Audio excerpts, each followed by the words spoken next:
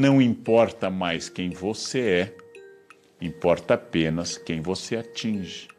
E isso vai valer para intelectuais, para líderes religiosos, e vai valer para todo e qualquer jovem ou jogador de futebol, ou uma pessoa que fala de moda, ou que fala de forma física, ou fala de uma ideia política.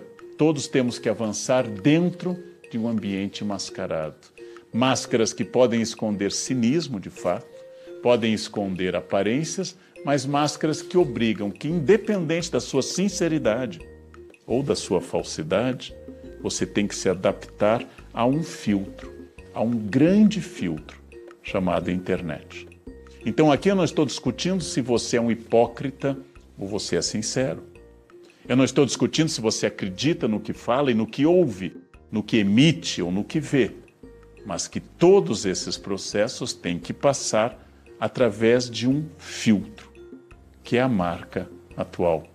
Por isso que eu tenho que avançar mascarado. E aqui não digo apenas no sentido da hipocrisia grega, mas eu falo também do filtro da internet.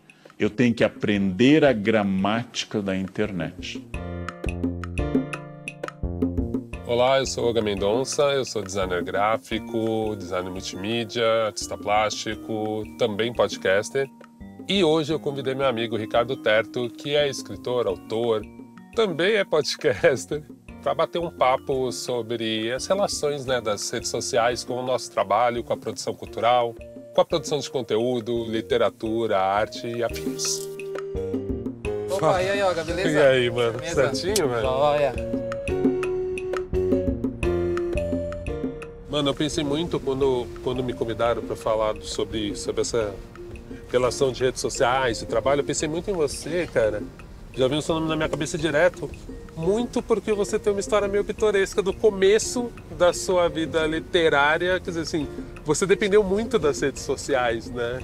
Tipo, pra começar, eu queria que você só desse uma resumidinha nisso, um pouco pra gente só entender por que estamos dois aqui falando sobre isso, porque a gente critica pra caramba a rede social, mas ao mesmo tempo...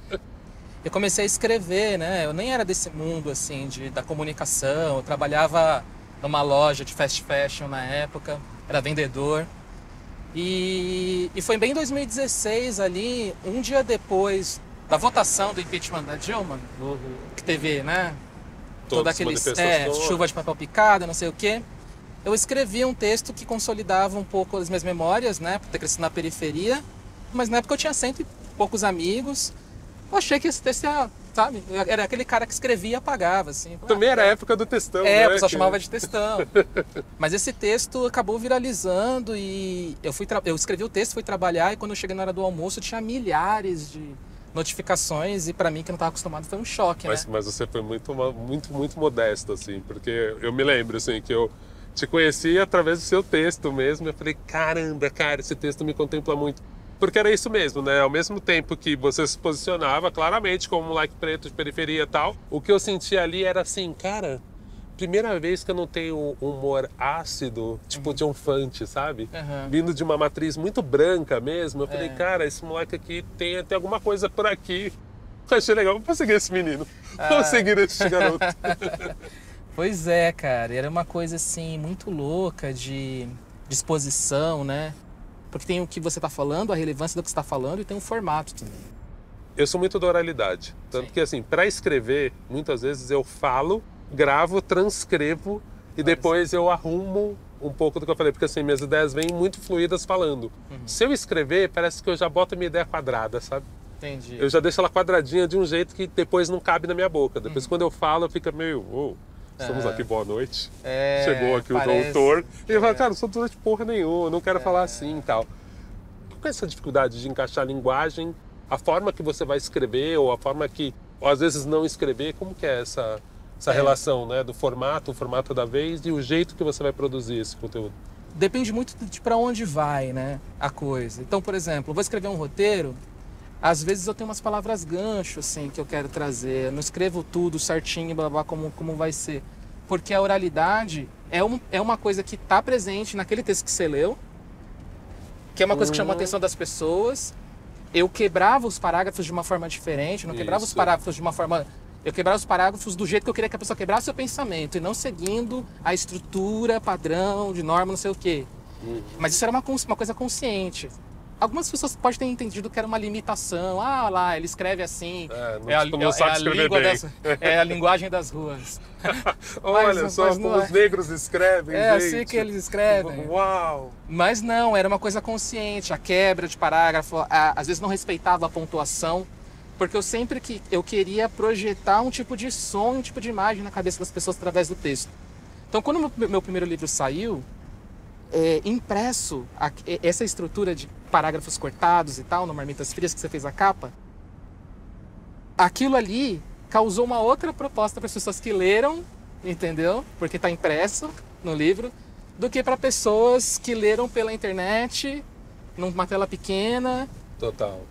E para pessoas que ouviram num sarau, por exemplo. O meu trabalho está ligado sempre com a oralidade, sempre teve ligado com a oralidade, e eu transformo a oralidade em forma no texto.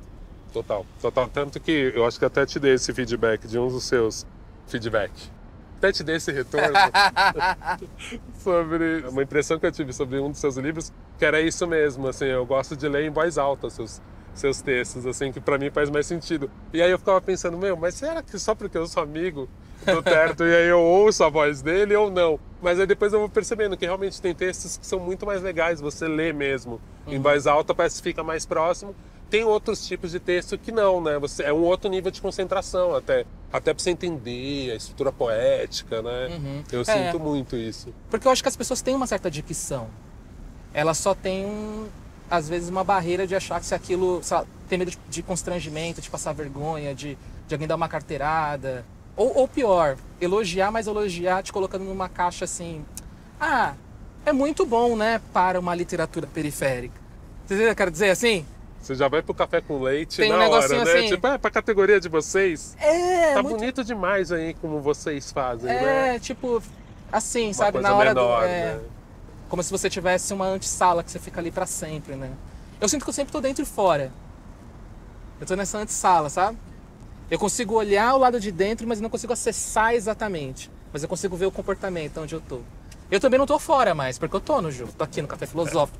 Entendeu? Tô fazendo podcast. É isso. Dentro e fora, sabe? Cara, eu trabalho desde muito tempo. Já estava no mercado editorial, trabalhei em várias editoras grandes. Trabalhei na Abril, na Globo, enfim. Em várias editoras, em várias revistas grandes. Eu estava fazendo uma trajetória para esse lugar. Por outro lado, quando eu cheguei lá, eu me vi sozinho. E aí eu percebi que, assim, cara, eu não pertenço a esse lugar. Ou pelo menos muita gente não acharia que eu deveria estar aqui. Não tinha uma discussão tão profunda. Eu acho que eu era o mais Black Panther ali da galera. Só que ao mesmo tempo eu tô te falando de um mundo que é 2000. Eu tinha essas informações de negritude, de impacto, através de livro mesmo, de zine, principalmente do hip hop. O hip hop para mim me trouxe muitas essas questões. Tanto que era isso, quando eu ouvia outros pretos de classe média, que estavam em ascensão, a maioria era gente que era pobre mesmo e foi melhorando a vida e foi conseguindo esses espaços. Eu via que vários dos meus pares não tinham a mesma informação que eu.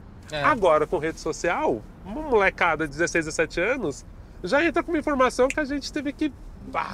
né? Tipo, gabaritar muito, assim, então a molecada já entra com um vocabulário negro e de questões sociais. Questão de gênero, então, nem se fala, né? Essa reflexão sobre o mundo que nós estamos vivendo, em que eu tenho que pensar se realmente, nesse mundo atual, qual é o papel que a máscara, protetora no caso da epidemia, hipócrita no caso das redes com frequência, necessária para que eu não me contamine, mas necessária que eu mostre a foto que eu estou com a máscara, e quando eu não estou com a máscara alguém cobra, você não está com a máscara de pano, porque eu exijo que além da máscara de pano você se conforme ao que é a virtude. Mas a ditadura da virtude é curiosa, porque Orwell advertiu na Revolução dos Bichos que em nome da virtude, o que eu mais quero é exercer poder. E assim nos vigiamos todos os doutores Victor Frankenstein, todas as criaturas costuradas de partes daqui e dali, todos aptos a apontar em nome da virtude, do bem, de valores inatacáveis, para que eu possa controlar a vida de todo mundo e controlando a vida de todo mundo, que eu possa ter a mais desejada máscara de todas, que é não observar a minha própria vida. Tava falando, né, dessa questão do algoritmo, cara, é um lance que me pega também, assim. Então, imaginando que o TikTok é a rede social que está todo mundo copiando, o TikTok cria uma aba que é o For You, para você. Ele não está se importando no que seus amigos estão fazendo, não é mais para você entrar e saber o que seus amigos estão aprontando agora. Ele vai para o lance assim, o nosso algoritmo sabe que você gosta dessa música, dessa dancinha, disso daqui. Calma aí, isso eu gosto ou me ofereceram tanto Exatamente, esse tema? Exatamente. E aí eu fico pensando, na nossa produção artística, isso já não influencia? Você já não está escrevendo, de repente, alguma coisa para entrar numa trend ou... Eu tive essa reflexão, assim. Quando eu comecei a escrever, então eu escrevi direto para o Facebook, muitas coisas. Meu primeiro livro é basicamente crônicas que eu escrevi no Facebook. E eu lembro que eu resolvi dar uma segurada quando eu percebi que eu estava muito ligado nessa coisa do momento, da repercussão, entendeu? Eu acho que na arte, na produção, na criação e tal, de qualquer coisa, acho que você tem que ter uma certa perspectiva de distanciamento um pouco. Eu queria fazer esse teste um dia, que é pegar uma pessoa, pegar desenhar o perfil dela de como ela era 5 anos atrás, botar um bot e fazer ela interagir com ela mesma e ver se ela se cancelaria 5 anos atrás. Seria maravilhoso pegar tudo que ela publicou no Facebook, entendeu? Botar uma outra fotinha, mostrar para ela e fazer ela reagir, né?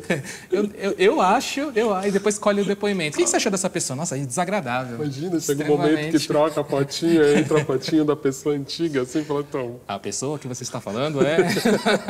Ligeiro assim. Cara, isso é genial. A gente não devia estar falando isso no programa. Pô, já jogamos uma puta ideia aí pro mundo. Mas eu acho também que tem essa questão que é isso. Quando você começa a transformar a rede social, ela não ser mais sobre a gente exatamente, já começa a entrar nos caminhos que eu acho mais...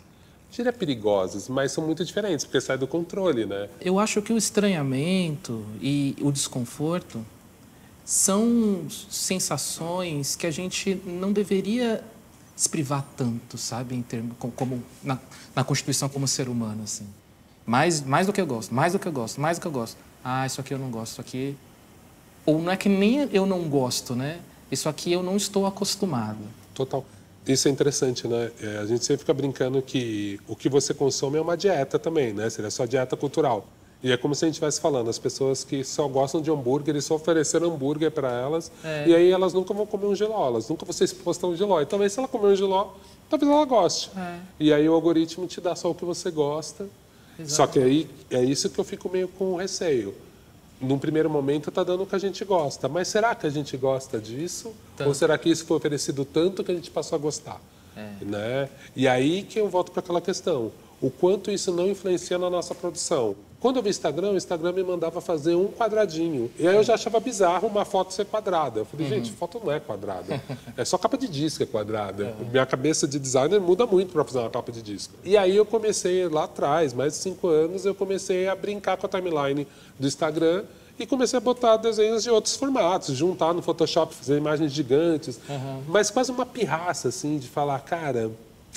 Eu gosto mais assim, sabe? Eu me sinto melhor assim. Vocês não vão me prender nesse formato um por um, quadradinho e tal. Tem uma palavra que eu ando muito pensando, assim, talvez em algum livro assim próximo vai ser uma questão. Eu vou pegar algumas palavras que andam meio que girando na minha cabeça. Uma delas é a consistência, sabe? Que você está falando da pirraça.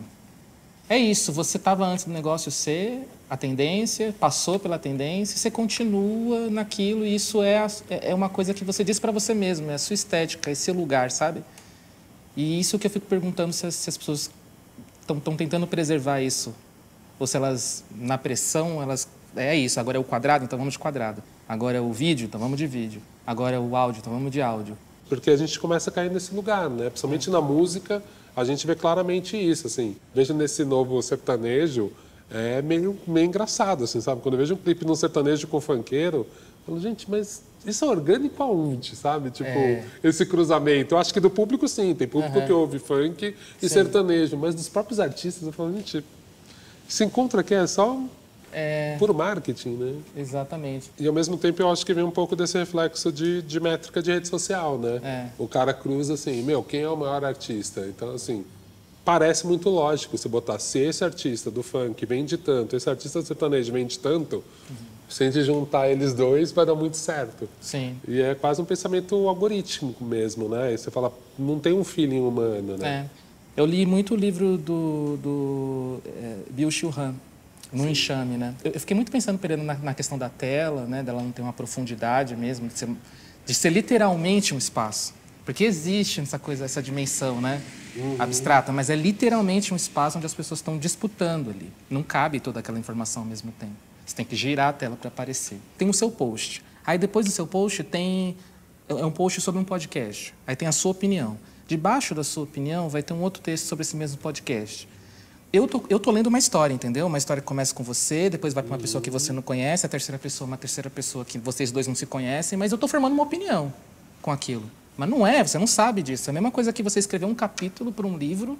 Você vai escrever coletivamente, com 10 mil pessoas, e você não sabe que história vai ser. Alguém fala, escreve um capítulo aí.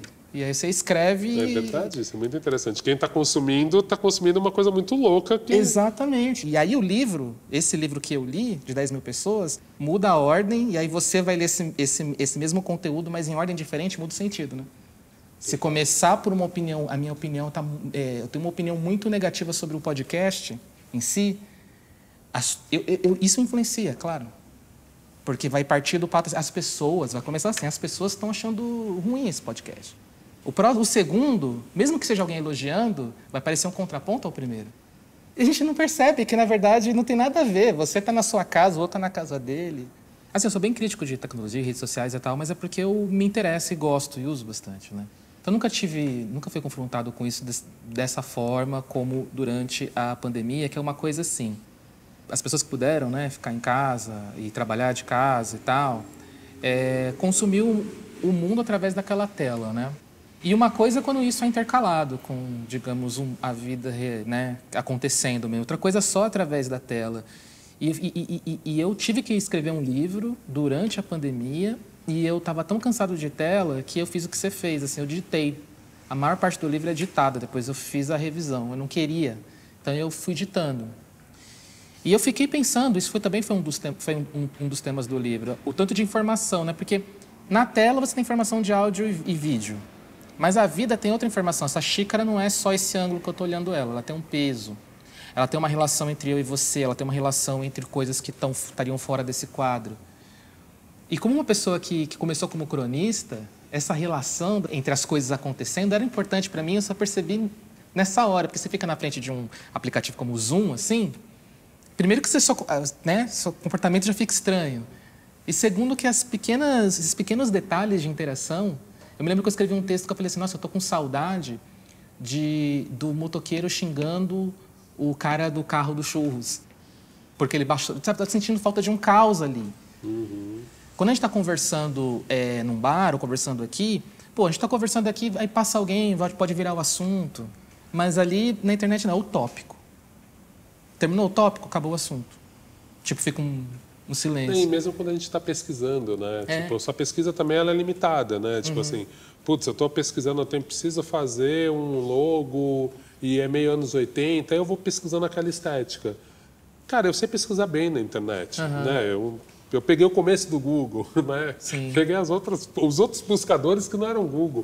Então, assim, eu sei pesquisar bem, mas mesmo sabendo, eu tenho um controle daquilo. Eu não vou trombar com nada sem querer. Uma ideia, uma coisa que pisca. É isso, tem um acaso. Você sentiu falta disso também? Eu senti falta desse acaso mesmo. Às vezes tem um acaso, às vezes tem uma conversa, às vezes tem uma coisa que você não contava e dali você tira o estalo, que eu fico brincando. Eu falo assim, nossa, o algoritmo da vida real tá funcionando, hein?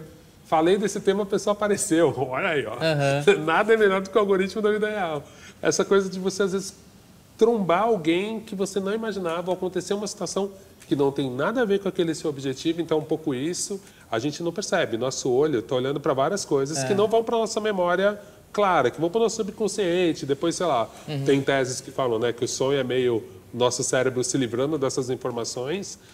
E eu acho que realmente tudo isso influencia, não só no nosso humor, mas na nossa criatividade mesmo. Tem coisas, tem soluções que a gente não reparou e que nosso cantinho do olho estava pegando o pôster do Akira lá que a gente viu e de repente eu estou desenhando e me veio uma informação que de repente eu fiz uma moto vermelha e falei, isso é do Akira. Tipo, não era algo consciente, eu não estava procurando, não tinha por que eu buscar o Akira. Eu acredito muito nisso, sim. Acredito muito nessa vivência e eu vou um pouco além do que você disse da xícara do café, acho que é uma boa metáfora. Porque às vezes assim, a gente também, cada vez mais, não dá valor para um sentido que a internet não tem, que é o toque, a temperatura. Sim. A temperatura da xícara, o cheiro, são coisas que também ativam a nossa memória e a internet não tem cheiro nem toque, assim, não tem o quentinho da xícara. E de repente do quentinho da xícara você pode lembrar do quentinho de outro lugar e o seu cérebro está trabalhando e está tentando reproduzir aquilo. Que pode ser desde uma frase sua, uma palavra que precisava, uma descrição que você queria dar para o personagem que era tipo, meu, e aquela xícara fervente de larará, já te levou para outro lugar, né? Você já é aquele jogo de sombra, né? Na vida, eu acho que na internet, assim, você perde essa sombra que paira no mundo real. Quando eu falo essa coisa do jogo de sombra, essa coisa de você olhar, que coisa de criança, de olhar uma sombra, imaginar um desenho, olhar a nuvem, imaginar uma coisa. É isso que a gente está retomando, né? É mais do que eu quero, mais do que eu quero, mais do que eu quero, sabe? É sempre aquilo ali, sempre está em foco, sempre está em destaque.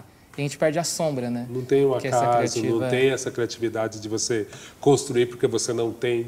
Né? Tipo, é verdade, assim. A gente fala muito de imaginação, de sentimento, de alma, mas o acaso talvez seja a fronteira mesmo, né?